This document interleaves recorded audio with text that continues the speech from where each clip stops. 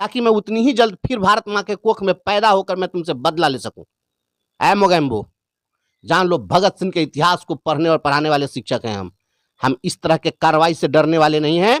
जब तक जीवित रहेंगे, इस शोषण के खिलाफ, इस दमन के खिलाफ, इस लोकतांत्रिक व्यवस्था के खिलाफ, इस संविधान के खिलाफ जो भी आदेश पारित हो रहे हैं, जो आतंक चल रहा है, हम इसका पुरजोर प्रतिकार कतरे हैं कि बिखरे हुए मोती धोखा नजर आए तो हमें रेल के देखो, कानों में बड़ी देर तलक गूंज रहेगी, खामोश चट्टानों से जरा बोल। हम ओस के कतरे हैं कि बिखरे हुए मोती धोखा नजर आए तो हमें रेल के देखो, कानों में बड़ी देर तलक गूंज रहेगी, खामोश चट्टानों से जरा बोल के देखो। के पाठक जी के बर्खास्त कर देने से और उनके आदेश दे देने से हम डर जाएंगे और शिक्षकों की आवाज बंद हो जाएगी, ऐसा नहीं होगा।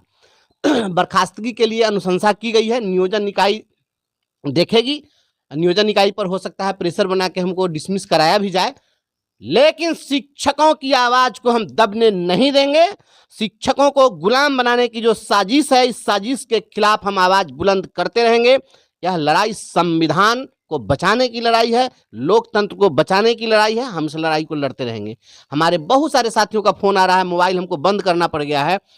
मैं तमाम साथियों को हाथ जोड़कर के इसके लिए मैं धन्यवाद देता हूं, आपकी संवेदनाओं को मैं स्वीकार करता हूं और मैं यह कहना चाहता हूं, आप सभी लोग सोच रहे होंगे कि इनके इस आदेश और इस फरमान से मैं विचलित हो गया हूं या मैं डर गया हूं, तो मैं डरने वाला नहीं हूं। भगत सिंह को जब फांसी दी जा रही थी, तो फांसी देते समय एक अंग्रेज ऑफिसर ने पूछा कि भगत सिंह बताओ तुम्हारी अंतिम इच्छा क्या है। तो भगत सिंह ने कहा मेरी अंतिम इच्छा है कि भारत माता को आजाद कर दो। उसने कहा कि यह संभव नहीं है, कुछ दूसरा कुछ इसके बदले में कहना है तो कहो। तो कहा कि दूसरा कुछ मुझे यही कहना है कि यदि भारत माता को आजाद नहीं कर सकते हो तो जितनी जल्द हो उतनी जल्द मुझे फांसी पर चढ़ा दो, ताकि मैं उतनी ही जल्द फिर भारत माँ के कोख में पैदा होकर मैं तुमसे बदला ले सकूं। ऐ मोगैम्बो, जान लो, भगत सिंह के इतिहास को पढ़ने और पढ़ाने वाले शिक्षक हैं हम इस तरह के कार्रवाई से डरने वाले नहीं हैं। जब तक जीवित रहेंगे, इस शोषण के खिलाफ, इस दमन के खिलाफ, इस लोकतांत्रिक व्यवस्था के खिलाफ, इस संविधान के खिलाफ जो भी आदेश पारित हो रहे हैं, जो आतंक चल रहा है, हम इसका पुरजोर प्रतिकार करते रहेंगे। और ये निलंबन और बर्खास्तगी मैं पहले ही कह चुका हूं, इससे डरने वाले हम नहीं हैं। पूरा शिक्षक समाज हमारे साथ है और शिक्षक समाज जब हमारे साथ है तो मैं घबराता नहीं हूं। जो भी लड़ाई होगी इस लड़ाई को हम लड़ लेंगे।